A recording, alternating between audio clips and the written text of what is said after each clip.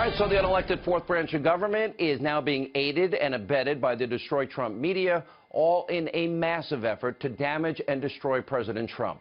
Now, this week alone, we have seen unprecedented and potentially criminal leaks from the deep state to the liberal Washington Post.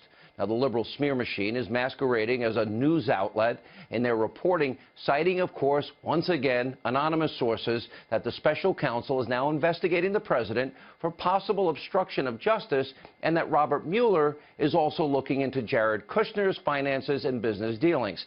Okay, how is it possible that they dare to leak information almost every single day without any fear of consequences? And by the way, they're wrong so often. President Trump responding to that report today, tweeting, quote, "I am being investigated for firing the FBI director by the man who told me to fire the FBI director. That's a witch hunt."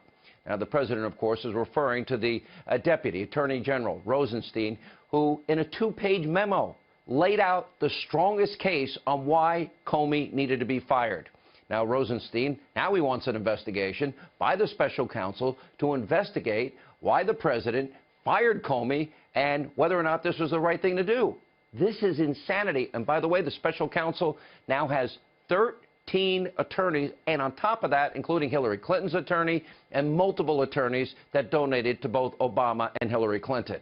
Now, predictably, the Destroy Trump media, they're jumping all over this. They are, of course, hoping that it will lead to President Trump's downfall. Let me remind you, the Washington Post, ABC News, the New York Times, CNN, NBC, they have all gotten it wrong on this issue. They all, at this point, with the American public, should have zero credibility. So we have to take these latest so-called smoking gun reports, come out late night, every night, with a grain of salt. Last night, the Deputy Attorney General, Rod Rosenstein, he issued this statement about trusting these stories about the, quote, coming out of the fake news media. He said this, he said, Americans should exercise caution before accepting as true any stories attributed to, quote, anonymous officials, particularly when they do not identify the country, let alone the branch or the agency of government with which the alleged sources supposedly are affiliated. Americans should be skeptical about anonymous allegations. Now, the Department of Justice has a long-established policy to neither confirm nor deny such allegations. You know what? I don't trust any of them at this point. On top of that, James Comey, remember, he testified last week, the media has been so dead wrong when it comes to stories about Russia. And by the way, while all of that is alarming, it proves everything we have been saying on this program. This deep state, this fourth branch of government, as we're calling it, doesn't care about getting the truth to you, the American people. And, of course, the media, they're the willing accomplices. Their goal is the exact opposite here. They are selectively leaking information, intelligence information, that is meant to damage, in this case, the President of the United States of America, which is exactly what we have been seeing now almost on a nightly basis. Here's a perfect example. James Comey told President Trump he wasn't under investigation. Somehow, that's the only one thing that never got leaked to the press. Why? The reason should be obvious. And what's worse is the growing targets for the deep state. They've been successful in totally slowing down the president's agenda, Congress's agenda. Now, so far, they haven't been able to stop him, which means the deep state is now going after anyone who's even close to the president, including his family and White House advisors. And by the way, even people in the media. The deep state now plans to create as much collateral damage as possible, targeting everyone and everyone from the president straight on down. So what we're seeing now is this unelected fourth branch of government looking for retribution, overturning a duly elected election. And by the way, they're not going to stop until this president is either stopped or thrown out of office. Here's the problem. Whoever is leaking this information to the media, they need to be arrested. They need to be prosecuted. Every one of them needs to be put in jail. Why hasn't every Obama holdover been fired? Why have the leakers, not been discovered and arrested at this point? Now, these people have now become a clear and present danger to this country and to you and the things that you care about deeply. Now, because these people now have, of course, done this to the country, well, that raises a lot of questions. Of course, now we have the left and their vicious and vile daily hatred that is now tearing this country apart and creating a climate where what we saw last week is now, in some ways, even encouraged by some. Now, last night's so-called show of unity, remember, I'm not falling for it, the kumbaya moment at the congressional baseball game, it was nothing more than an illusion. Now, this week's left-wing assassination attempt on these Republican lawmakers is the culmination of endless, vitriolic rage, animus, hatred towards the president and Republicans. I'm not saying anybody but this individual is responsible, but this atmosphere is so unhealthy. And those that are unhealthy, are they susceptible to potential influence of daily lies, misinformation, conspiracy theories? Remember this stunning video from this week.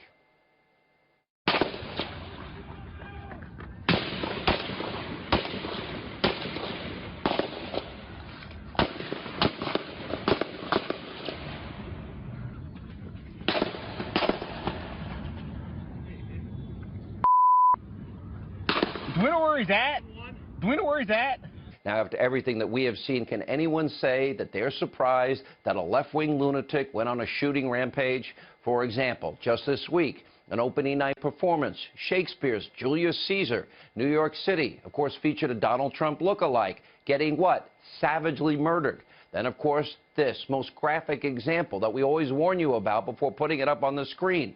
Kathy Griffin, CNN host, posing like an ISIS fighter with a fake and bloody and severed head of President Trump. And that's just a few examples of this left-wing vitriol. Remember back in January, Madonna literally threatening, fantasizing about blowing up the White House. Remember this? Yes, I'm angry. Yes, I am outraged. Yes, I have thought an awful lot about blowing up the White House. Thought an awful lot about blowing up the White House. Now, leftists, Hollywood liberals, they aren't alone in viciously attacking the president. Then you got the Destroy Trump media. Now, for months, 11 months almost, they have done the exact same thing, if not a lot worse. Take a look at what so-called news looks like. It's real fake news, though. Take a look. I understand where you were coming from. I understand why you liked him. But this man is lying to you. Trump's critics, those who are worried about this president and this White House, saw a live special television event brought to you by narcissism, thin skin, chaos, and deeply personal grievances. This was a white lash. This was a white lash against a changing country. It was a white lash against a black president in part. And that's the part where the pain comes. When he said today, America first, it was not just the racial, I should say racial, the Hitlerian background to it. This is a very sad night for the country. You can't polish this turd. When he called you fake news, what if you had called him a fake president? He's there with his wife. He's there with his whole family. As I say, like the Romanovs. He's got Jared, who might be a part of this story, like hint, hint. And he's got his daughter Ivanka. It's like a traveling royal Romanov family. You can't defend what the President of the United States just said. If he took a dump on his desk, you would defend it.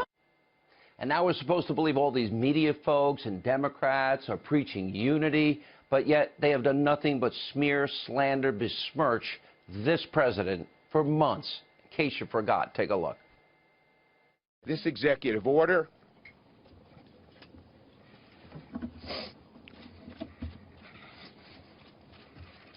was mean-spirited and un-American. Republican leaders and President Trump don't give a about the people they were trying to hurt. I will fight every day until he is impeached.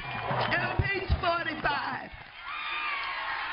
Impeach 45. This is a bunch of scumbags. That's what they are. Those are very strong words, organized around making money. We've seen nothing that we can work, well, I can work with President Bush on. And I'm trying really hard to find something positive. This morning he had 3 tweets. I was thinking he was more of a creature that stalked the night, that these things just came out at night like a vampire. And they tweeted these things, but now it's spread to the morning.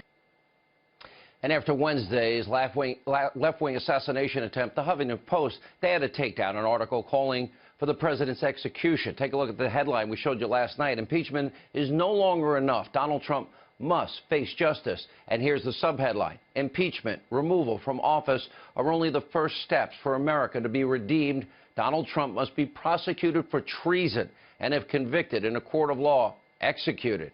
Beyond disturbing. But there are plenty of other examples. Earlier this week, liberal Hollywood actor, left-wing activist Mark Ruffalo, he called on his followers to sign a petition that demands NBC News stop hiring conservatives for on-air positions, white conservatives. We've also seen people like Robert De Niro and Mickey Rourke and Marilyn Manson advocating for violence against this president. And outside of Hollywood, then of course you have groups like Black Lives Matter. What do we want? Dead cops. When do we want them? Now. Pigs in a blanket. Fry them like bacon. Hillary Clinton supported that group. President Obama met with them in the White House. They've been spewing hate for years. And by the way, where was their criticism of Kathy Griffith and our ISIS pose? Take a look at Black Lives Matter. Pigs in a blanket! Fry like bacon! Pigs in a blanket! Fry like bacon! Pigs in a blanket! Fry like bacon!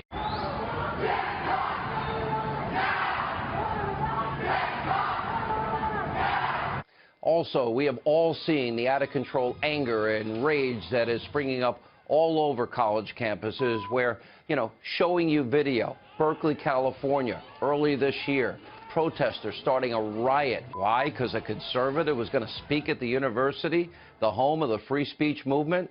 Now, while all these examples of hatred are shocking and alarming, they're not new. Now, the roots of the left's rage go back decades, if not further. In fact, it is part of the movement's DNA. Groups like the May Day labor movement, the Weather Underground, remember them? Led by Barack Obama's pals, Bill Ayers and Bernardine Dohrn. The Occupy Wall Street movement all started with subscribe to radical left-wing hate-filled ideology, advocating for using violence to their advantage in their political objectives. So while the Democrats and the left are putting their hate on pause for 24 hours last night, not even 24 hours, you can bet they're only getting started when it comes to the president, conservatives, Republicans in this country. Here